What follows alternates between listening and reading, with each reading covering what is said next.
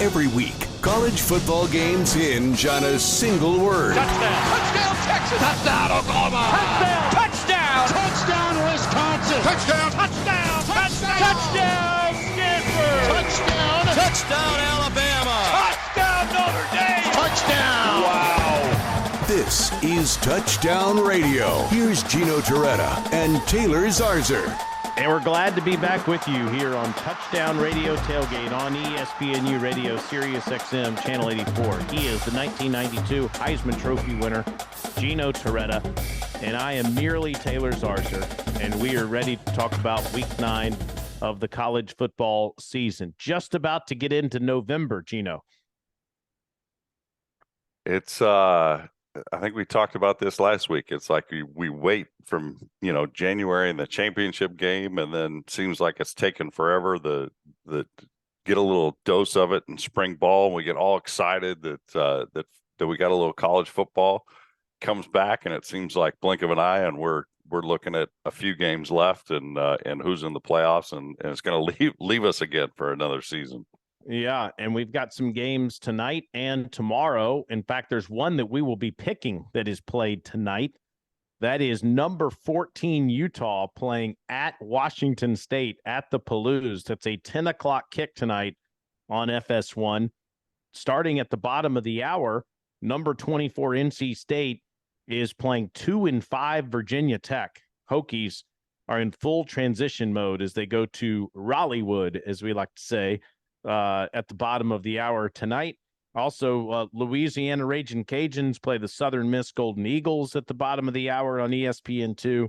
And tomorrow night, East Carolina looks to become bowl eligible as they're out in Provo to play the 4-4 BYU Cougars. So we'll have an eye on those games coming up in the next 24 to 36 hours. But most of our attention will be spent on what's happening on Saturday. I'm excited to see the 25th ranked South Carolina Gamecocks play the Missouri Tigers in the Mayor's Cup, Columbia, South Carolina versus Columbia, Missouri on Saturday at 4 o'clock. And you get to watch one of the biggest games of the week, number 3 Tennessee against number 19 Kentucky, in that Halloween blackout that they've got going on Rocky Top on Saturday night. Well, I just, as well as I do, that press box is a little high. I just want to make sure that I can see the numbers on those jerseys. Those oranges, those orange numbers look like they've got a little highlighter orange in there just for you, just to make sure you can see them. I will tell you this: last week, the Ohio State game, you go up in the box and you look down the field, and they're warming up, and I was just like, yes. And they're like, what? And I'm like, look at the numbers on Iowa. They're black, beautiful, and huge, as is Ohio State's are on the Scarlet. So we didn't have any problem seeing numbers on the field on Saturday. You've already seen Tennessee. We've talked a whole lot about Georgia this season as well. You've seen them. That's right. You did their game against South Carolina earlier in the season. You've seen the Buckeyes a couple of times so far this year. Do you see any separation between those teams at the top of college football? And you can throw Michigan and Clemson, maybe even TCU in there too if you want. Well, I think Ohio State and Georgia I would separate from Tennessee. Tennessee is still, they're a great team. The offense is phenomenal. Hooker's playing outstanding. His wide receivers are playing outstanding. But don't you hold your breath every time their defense is on the field? Because, even in Alabama game, defense was optional, gave up a ton of points. And the reason I say separation is Ohio State's defense is legit. They're legit. Georgia, obviously, they're legit, and I think that if you get in a slugfest, those teams have the power and the wherewithal on the other side of the ball to keep them in the game. And my concern with Tennessee is, man, if you're just off a little bit, of snapping the ball every once every 3 times every minute, you're just off a little bit. It's not going to go well for Tennessee, but they've found a way this year to do it and be undefeated. Well, part of the reason they have is no one has been able to get to Hendon Hooker. They faced almost no pressure in the backfield, and this Alabama front three, in my opinion, is not as strong as some of those defensive fronts have been for the Crimson Tide. in the past. I do wonder if maybe Kentucky can pressure Hooker on Saturday night. And I certainly think that if Jalen Carter is healthy and ready to go for Georgia next week in Athens, they'll get some Hooker will get some pressure. And I think you're right about that. Having broadcast Tennessee myself, I think that is one thing to be concerned about is that pass defense against for the Tennessee Volunteers, especially if the Volunteer offense is not humming on all cylinders. But I want to kind of dive even more specifically into these teams, Georgia and Ohio State. And again, I know this will settle itself by the end of the year, but do you see any separation between those two teams? Because almost everyone would have Georgia and Ohio State 1 and 2 in some order. You know, I thought this week against Iowa, Ohio State did not obviously look as good as they looked against Michigan State on the road. I thought their performance against Michigan State, I was like, wow, they are really playing well. And Iowa came out. I thought they had Stroud confused all game. But when you're on the field, what seems like 50 minutes of a game, the defense just breaks down for Iowa. Their offense is so bad. I don't even know what they didn't even have 200 yards of offense. Couldn't really complete a pass 5 yards down the field. But they had Hooker confused. If I'm a defensive coach trying to put a game plan together for Ohio State, I'd do exactly what Iowa did. And I don't know if I can replicate that, but they didn't do. I didn't think it wasn't very difficult stuff. It was showing 2 safeties, then moving to 1, where they brought the safety down, changed. They would rotate some coverages on the snap. They would come up, show 11 guys on the line of scrimmage. And then we get the look to the sidelines. Ryan Day would send in a play. And I thought, and you've been at games like this where you're so good and you know you're going to put up stats against teams every week, especially with the talent Ohio State is. I thought if he's not patient, he's going to make mistakes. And that's exactly what he did. I mean, he came out of the first drive and almost threw a pick. But I didn't think C.J. Stroud was very patient in the game. And if you could run Iowa's defense and have a halfway simulated offense, that can move the ball and score some points, score a touchdown at least, I think it would be a better game. So I thought it was a little bit, concerning. I didn't think it was right for him to go in there and throw his 4th touchdown. I mean, you're up 35 and, Iowa's got 10 points and 7 of them are by the defense. And they put CJ back out there to throw his 4th tud. And at the end of the game, I thought was a little bit of the running up the score, if you will. But Georgia, I think has been consistent. Bennett has played well. I don't think he would be impatient because he's already done it. He's already won the national championship and he's shown he's not going to force balls and things like that offensively. And then Georgia's defense, I think schematically is, Kirby's got them right. I mean, when you play the position, you get your guys right. You have the right schemes and they have the talent. So I'd probably say that I still want to see what Michigan does in the Big Ten because I really thought the Ohio State, Iowa was 5th ranked defense in the conference, 7th in the country. So 5 of the top 7 defenses are in the Big Ten. You know as well as I do, 5 of the best top 10 defenses are not in one conference. That's just a function of there's some struggling offenses in the Big Ten. And really the 2 that can light them up are Ohio State and Michigan. And we saw Ohio State even play what I would say was an off game score because Iowa's offense is so bad. Well, I was going to say, is you keep talking about Iowa having that defensive recipe to maybe be competitive with an Ohio State. And that is, of course, you have to have an offense that complements that defense. Is Michigan that team that you're talking about? It sounds like they are. Well, it's definitely going to be that to me is really the conference is down to those 2 teams. There's no question. I mean, we all know that it's Ohio State and Michigan. And based on what I saw, I am less confident, if you will, that Ohio State's just going to run through the Big Ten and beat Michigan because I saw I saw some impatience by the offense of Ohio State. I saw some mistakes. I saw some frustration, and they still, they score 50 plus points. I mean, but yeah, I saw some frustration, which I guess happens in the course of a season, but it was concerning to me because after the Michigan State game, I'm like, they're in the Final Four. Nobody's going to stop them. And then, of course, you also have Clemson and TCU that are undefeated still, as those are the 6 remaining undefeated teams in all of college football. Clemson had a 60-minute fight with Syracuse last week. Clemson has had several of these games so far this season that have been incredibly competitive, as has TCU, where they've had some very competitive games that have gone down to the wire. The overtime victory against Oklahoma State. They were trailing Kansas State at the break last weekend and had a terrific second half. Would you put TCU and Clemson in the same category, or do you think they're a step below the other undefeated teams?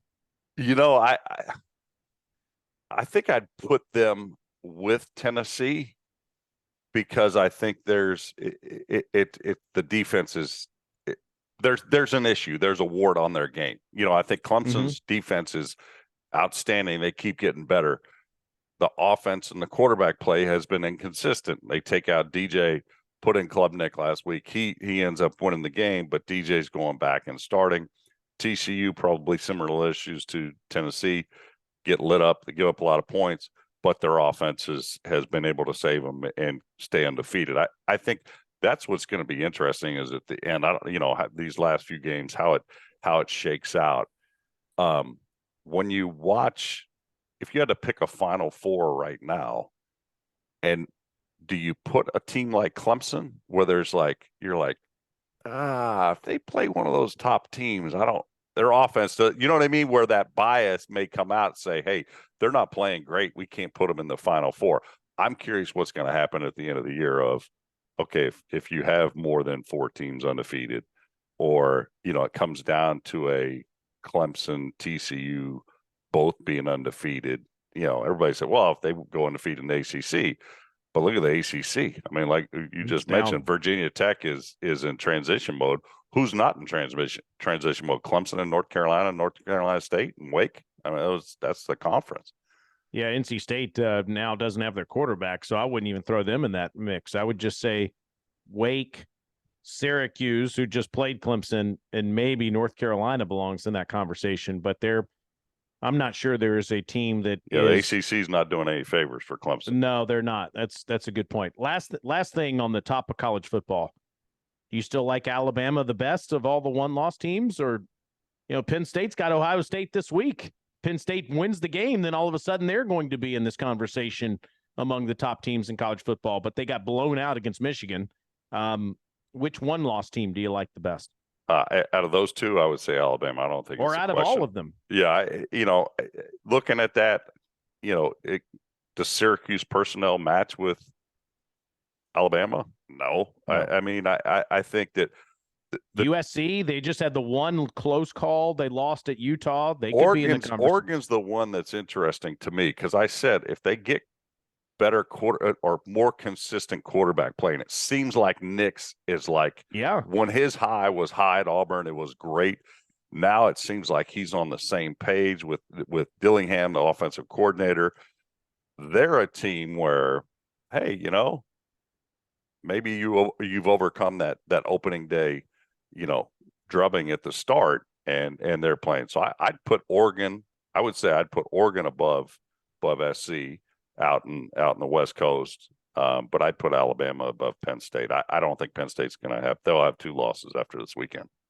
Oklahoma State just has that one loss in heartbreaking fashion at TCU. We'll see what they do the rest of the way. They've got a big game this weekend in the Little Apple. We'll get to all of that coming up next here on the program as we go through all the games, and also need to talk food with Torretta. We have not really gotten into this year on the show. I got to talk some food with Mr. Torretta. I love it. This is my favorite segment.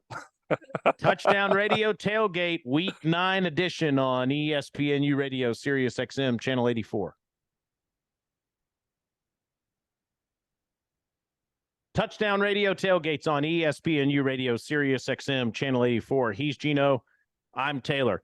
If you're watching us on YouTube right now, you see that Gino's background, as it always is the background to where he played his college football in the old Orange Bowl. It says the city of Miami welcomes you to the Orange Bowl, one of the loudest houses, not just in college football, but also professional football back in the day when the Dolphins and the Hurricanes played there.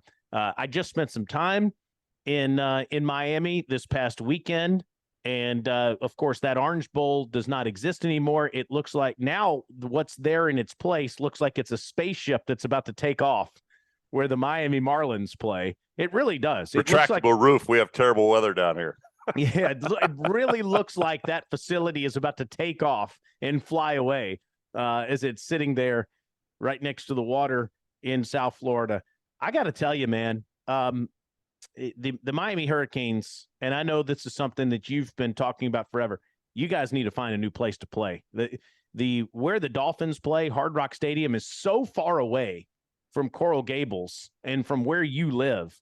There needs to be a closer venue for the Hurricanes to play in. Well, I think they've said that since they moved up there in 2009. I think that it was disappointing that the county, city, and university couldn't come to some kind of arrangement to fix up what they needed to fix at the Orange Bowl. And I think after a few hurricanes hit, I think it was 05 and 07, lights were mangled up pretty good. They just, I guess they couldn't make the numbers work, and they went up to Hard Rock.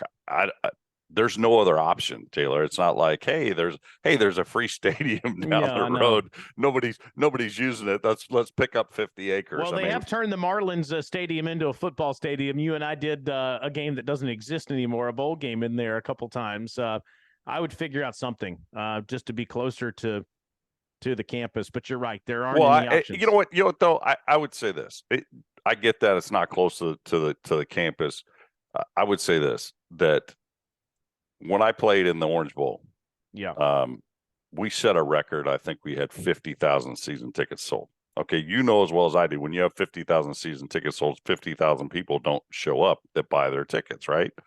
Well, if we played a team like I'm going to say Cincinnati or East Carolina, teams like that, we would have at most, we'd probably have 35 to 50,000 in the Orange Bowl.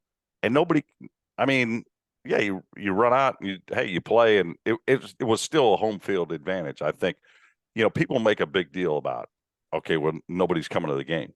Well, I think it's the product on the field. When you win, people go to games. It doesn't matter if it's going to be at Hard Rock or if it's going to be the Orange Bowl or what. People go to games when you win, and I think no question about it. That's something. Now, is it ideal? I would have loved for the county and UM to have struck a deal to go to some kind of stadium that's closer to here. Here we have Tropical Park, which has a nice high school stadium. So to me, I would say that has the bones of a stadium. But there's obviously Miami doesn't own the property. That's county land and it's a park and things like that. So could they make it work? I think they could make it work, but I don't know all the ins and outs on that. But I would love for them to be closer than that. But that's still not an excuse of a rebuilding program, because Notre Dame a few years ago, it was as loud or louder than the Orange Bowl. And you went to the Dolphins game Sunday when it's rocking. It was rocking. It's not a huge stadium by anybody's standards. That place is loud, and it's a home field advantage. It was fantastic on Sunday night. Now there was a lot of Steeler fans in there that made it fantastic, but it was great to be visiting there. College fans don't travel as well as NFL fans. Visiting fans. Yes, that's true. The experience we had from a food standpoint was off the charts, thanks in part to Mr. Torretta, who got us into Joe's Stone Crab on Sunday for lunch before we went to that Dolphins-Steelers game. Big fan of that place. Holy cow. I'm still dreaming about the food that we had there. The crab is great. I can't, as a child of the Deep South, I cannot get over how good the fried chicken is at Joe's Stone Crab in Miami, Florida. There is a place that we Don't sleep on the liver and onions. So good. The hash browns there with grilled onions. That's Lyonnaise. Yes. They're almost Waffle House level great. Yes. The food there is fantastic. And we love talking chopped about salad. Food. Chopped salad. I can give you my talk- order. It's chopped salad, and I know you might be chopped salad, fried chicken, and liver and onions. And people are like, "Why do you order liver and onions?" Is it Joe Stonecraft? I'm like, I'm telling you. Where else can you get it? Now, there is, we love talking food, especially when All you're right. talking on a college show. Last Friday night, we went to a place called Stock and Barrel in Knoxville, Tennessee, Okay. which is in the Market Street area, which is a beautiful area. They've done a phenomenal job there in Knoxville with that whole area. They've got all kinds of outdoor activities, and it'll be rocking tomorrow night, I can assure you, with all the Kentucky fans that'll be coming in, the Tennessee fans on Friday night as they get ready for the game on Saturday. I cannot recommend Stock and Barrel enough. It is fantastic. The burgers there are terrific. It's a burger bourbon bar. And I know you love your bourbon. The bourbon is terrific in there. They've got every kind of top shelf bourbon you would want. But I don't have a reservation, so can I make it there this tomorrow night? You can't have a reservation. Oh, at Stock even and Barrel. better. Okay. Yeah, you right. just go in there. And if you need any help, I can help you there. But it is the place is fabulous. The duck fries are, you got to get those as an appetizer. They're the truffle salt and all that they put on the duck fries are terrific. Their appetizers are great. The burgers, they've got 20 some odd burgers in there that are great. All right. Roxy doesn't land till 7:30, so maybe I'll go to lunch there. Is it open for lunch? Maybe I'll go to lunch and then. Oh yeah, you got to go sample the fare, do some research. So I got to ask you, right. What's the best meal you've had so far in a college city in 2022? Oh, it's no question. Bowden's in East Lansing, Michigan. And what did you get there? Bowden's. Bowdins, and literally kind of stumbled across it. Found it on, searching for a restaurant in the area. Saw a steakhouse, looked at pictures of the menu, and they had bone-in filet. I go, it's got to be a good place if they got bone-in filet on the menu. Had a reservation and actually went in there twice in that 2 weeks that we did games, and it was out of this world. I mean, they had more of I think it was more of a scallop potato, shrimp cocktail. The steaks were out of this world. I mean, if a bone-in filet is on the menu, you know me, you have to order it, and I will put a gun to your head. Of all the places you've been, you're going to Bowden's in East Lansing. Yes. Wow. Yes. I need to get back into the Big Ten, evidently, and experience this for myself. You know that I do but I haven't done a Vandy game, because if we're at Kane Prime. Then we're talking, then we're evaluating side dishes, because they also have the bone-in filet. But I would say Bowden's was out of this world. I mean, and it's tiny. It's probably 400 square feet. And, guys were telling us that how about this? So the first time we go up there, I call the restaurant and I said, can I get 4 at like 7:30, 8 o'clock? They said, well, we can give you 9. And I'm like, all right, that's fine. I didn't mind eating late. They called me back and they go, can't come until 9:30. And I was like, so here, this is the first ever. So I go, well, can we come to the bar and just have a drink, and whenever table opens? No, those seats are all reserved. So I'm like, wow, I've never, ever heard of a restaurant say, don't come and drink a cocktail, just come for the meal. But that's what they did. And we walked in, and I'm telling you, it couldn't have been 400 square feet. Tables were packed. They said when the legislature's in session, I mean, it was probably 600 yards down the road. You can't get in the place. So I knew I was in a good place. Good problem to have there.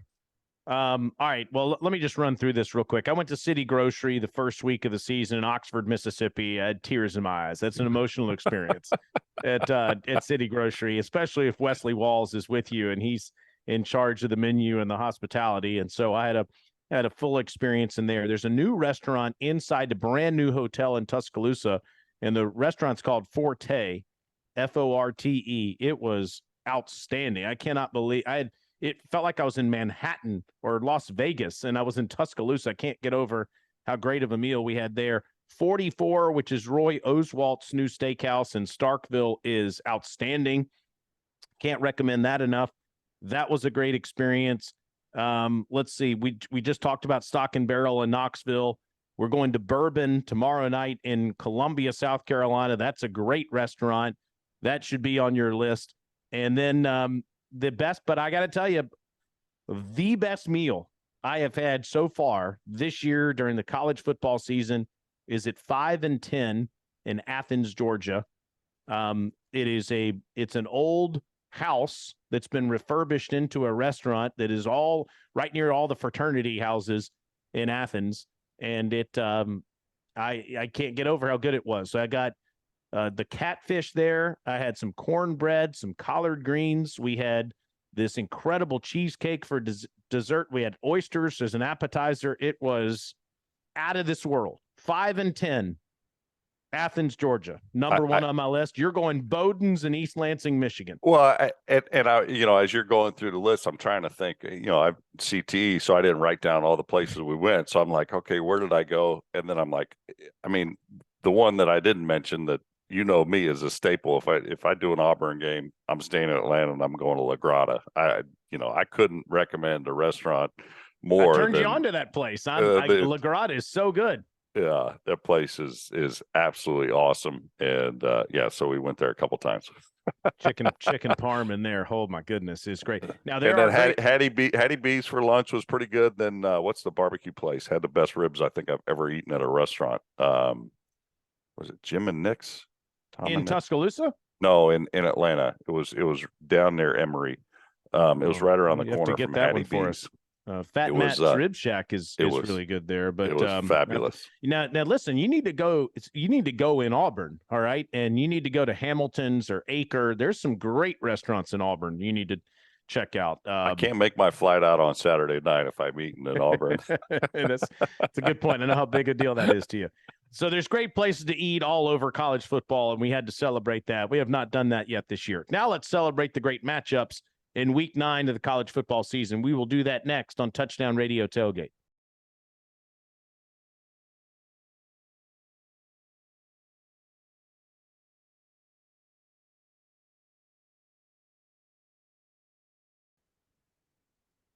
Here we go on Touchdown Radio Tailgate on ESPN, your radio, Sirius XM, Channel 84.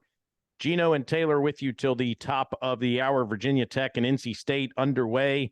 Utah plays Washington State coming up tonight. I'm interested in that game. Wazoo's an improved team. They're 4-3 on the year, but Utah, ranked 14th in the country, has 2 losses. They're the top 2-loss team in all of college football, at least in the AP rankings. They are 5-2 on the season. That should be a good one in the Palouse. We're going to pick that game coming up in the next segment, G. Yeah, should be a great game. I think Utah, they seem to play a lot better at home than they do on the road. Had that big win against SC, so we'll see how they work. And like you said, Washington State's much improved from as the season goes on.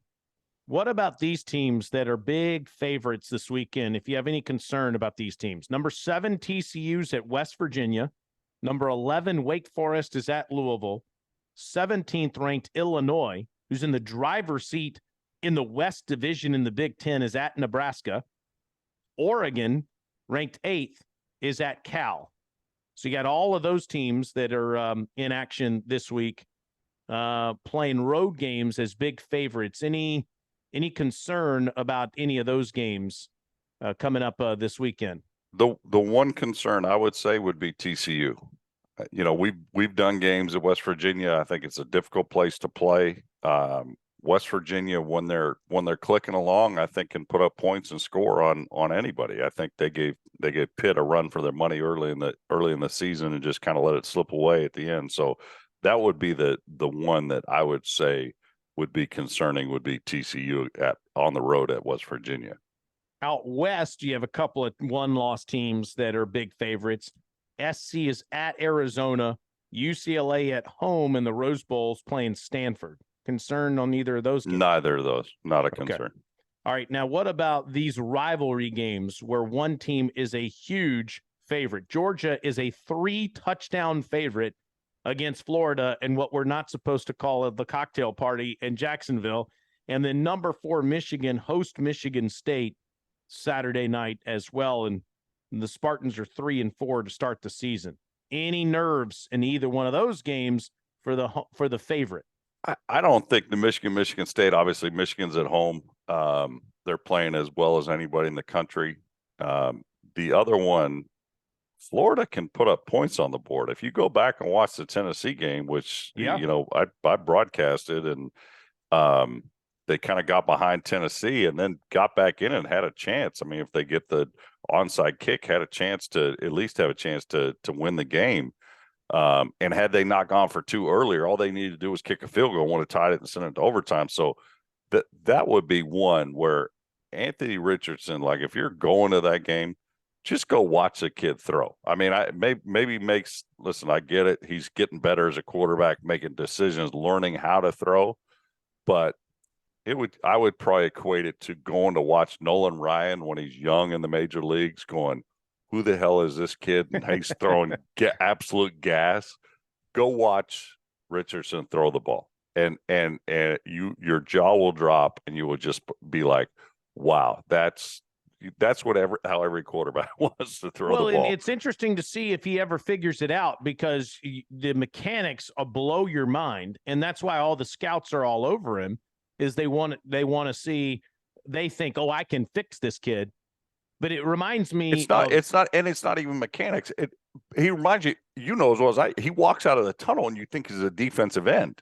But there's another guy that was like this, and you noticed it before the scouts did. Mitch Trubisky, when he was the backup at North Carolina, wasn't even playing.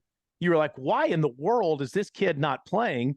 He looks the part. His arm talent is off the charts, and he obviously was a top 2 pick in the NFL draft, because the scouts thought the same thing. My goodness, I can fix this kid. And it still hasn't worked. Right. He's still a backup quarterback. So it doesn't mean that Richardson's going to turn into a Pro Bowler at the next level. And I'm not saying he is. I'm just saying go watch him throw.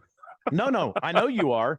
And what I'm wondering is does he ever learn how to play the position? Because there's no question you can watch it. He is learning as we're watching him play quarterback for Florida. Well, I think there's arm talent. Yeah. You see, how many guys that don't make the major leagues that can throw the ball hard. There's a lot of people can throw the ball hard, but can you make all the throws? That's and that means touch. That means if a guy's 8 yards away from you and he's a running back, you can't throw it through his chest. You have to take someone off of it. Can you throw it over a defensive lineman and just drop it in? And those are the kinds of things that he would need to practice and he would need to learn, because he doesn't need to learn how to fire a 12-yard out route on a line, because he can do all of those things. The question is somebody going to get with him and work on that and fix it? But how many guys have we seen go to the NFL and go, oh, we can fix it. We can fix this guy. And to me, even when they say that and they draft him high, I would question if anybody has ever taught Trubisky, here are things you can do to slow your arm down in these instances. Here are things you can do to throw this type of pass. That's what's amazing to me about the kid in Kansas City. Is just, I mean, Mahomes, Mahomes can throw it all over the place. I mean, heck, we saw him and Baker. What they have, 1,200 yards of offense between the two of them in that game. It's just his arm talent of how he can throw a pass, upright, half, 3/4, underhand. Crazy. It doesn't matter. So I've already asked you about 8 top 25 matchups, none of which we will pick, but I'm going to go on record and say at least one underdog is going to win one of those 8 games. Which one? I'm going to say it's Nebraska that pulls off the upset against Illinois. Wow. Yeah. That's going to be my upset pick this week. But one of those 8 is going to pull off the upset. It may not be Nebraska, but that'll be the one that I'm going to call Brett, have him on next week. I've got some rapid fire questions outside the top 25 in the major conferences. We have a lot of 4-win teams at 3-win teams. We have so much parity, especially in the Big 12 and the Big 10. We could see as many as 9 teams in the Big 12 qualify for bowl games, because they're all going to end up with about the same record at the end of the year. ACC, not so dissimilar, where a bunch of 3- and 4-win teams are playing each other. In the SEC, outside the top 25, Arkansas, who is one of those teams, a 4-3 team, is playing 3-4 Auburn. Harsin have to win this game, Gino? It's kind of interesting to me. I thought for sure they would be making a change, and maybe they still are at Auburn. I think it's still finding out who they're going to put in place as the athletic director, if they're going to give the athletic director some kind of power, and if they've given Harsin enough time. I don't think they've given him enough time, but it's almost like with the NIL and the transfer portal, these powers that be across the country that are making these coaches' decisions, they just think, well, hell, why can't you go out and get free agency and talk to these kids? I'm like, you recruited the kids out of high school. You couldn't get them to come as an 18-year-old, and now you're going to convince them as a 19-year-old to come in, and they just think you can microwave a team and beat Alabama. It's just not going to happen. But so I'm curious there. I don't know. I didn't see the fit from the start. Yeah. And that's kind of my opinion. Whether they stick with him, I think he knows his football, but there's just something's not connecting between Harsin and his staff and the players. It's a shame to see that, but it is going on Saturday on SEC Network at noon, Arkansas at Auburn. In the group of 5, there's a bunch of teams that could become bowl eligible with a win. East Carolina's playing at BYU. If the Pirates win, they get to 6 wins. In the MAC, 2 of the best teams in that conference are Toledo and Eastern Michigan. They play each other. Winner gets to bowl eligibility. Western Kentucky's 5-3 this weekend. They host North Texas.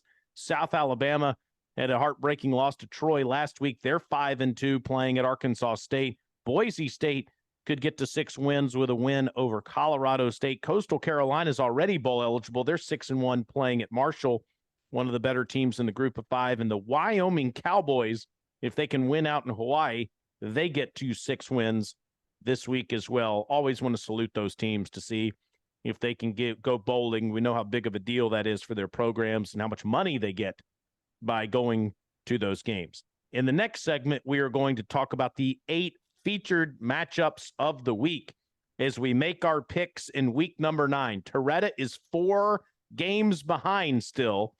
Man. After last week, we had a lot of differences too, and we split them up. I lost the SMU game. You won with Cincinnati. I won the Oregon game. You picked the gutty little Bruins. I don't know what you were thinking there. I took LSU. You took Ole Miss. But then I took UCF, who got crushed by your East Carolina Pirates. So I'm still have a 4-game separation. We will make our picks coming up next on Touchdown Radio Tailgate. Let's get to our picks in week number 9 of the college football season here on Touchdown Radio Tailgate. Gino is 42-24 on the season. I'm Taylor, and I'm 46-20, 4-game lead. I've been in this position before and not been able to keep this lead. We'll see if I blow it again. Chipping away. Tonight at 10 o'clock on FS1 and here on Sirius XM, number 14 Utah is a 7-point favorite at the Palouse against Washington State, Gino. It's nice, and I think that you're going to go with the home team here, but I'm going with my 2 Utes. Yeah, well, so am I. No, what are you talking about? No, I'm not going against Kyle Whittingham and the Utes. You were talking up Wazoo, so I was. Well, I mean, it's a great place and all, but I, enjoy watching games that are played there. But I think Utah's going to win against Washington State tonight. This is fascinating to me because this Notre Dame team is not very good. They're 4-3 on the season. It's a noon kick on ABC. And they're playing at the best Syracuse team of the 21st century. And Syracuse is only a 2.5-point favorite at home in the Carrier Dome. It's going to be rocking in there. They're ranked 16th in the country, 6-1 on the season. And they're going to win on Saturday against Notre Dame. I like that. I can't take Notre Dame, but when you look at that line, I'm like, does somebody know something here? Because, Syracuse, where they're playing, almost took out Clemson, a week ago. Plus, it's at home. Yeah, I like the orange. Number 2, Ohio State's at number 13, Penn State. Ohio State's a 15.5-point favorite on the road at State College. Noon kick on Fox and also here on Sirius XM. I'll just go ahead and pick it. I know it's your turn.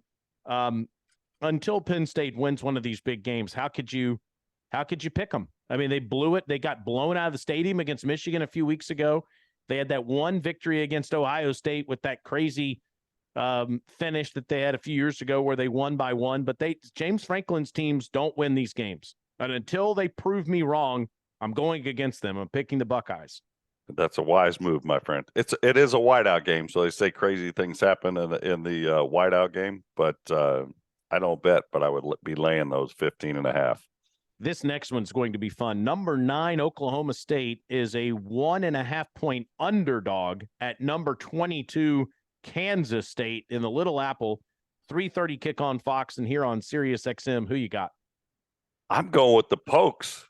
I like Oklahoma State. I just thought, I thought TCU and Oklahoma State were obviously the class of the Big 12, and they kind of showed it back and forth, and then Okie State just kind of lost at the end. But I'm going to say the Pokes go on the road, but based on that line, I wouldn't be surprised if the home team wins. Man, I was hoping we'd have some differences here, but I can't pick K-State here.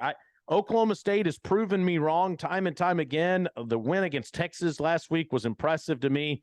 I got to take the mullet and Coach Gundy in this one. I'm not picking this one because I'm calling it. Number 25, South Carolina is playing Mizzou.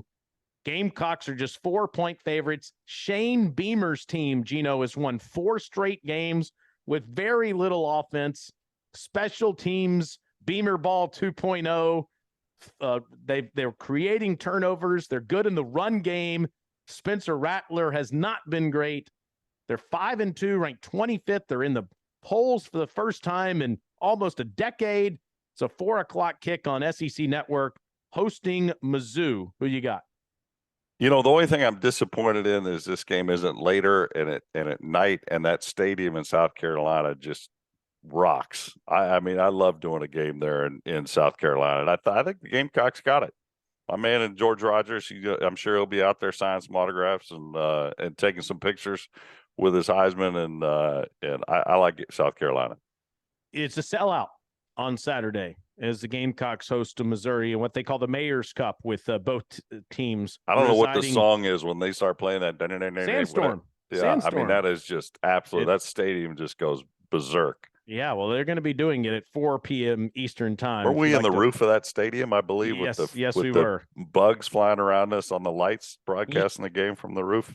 Come down to our TV booth. It's about 300 feet below that. It's a good right. It's in the Stench loves it because we're around the boosters and we get all this food and they come out and they love feeding us and they love talking to Stench and it's great. You need to come hang out with us. Watch us at 4 Eastern on SEC Network. And then you can flip over to Touchdown Radio and listen to Gino, number 3 Tennessee against number 19 Kentucky. Tennessee is a 12.5-point favorite in this game against the 19th ranked Kentucky Wildcats. Everybody's talking about Tennessee and Georgia next week.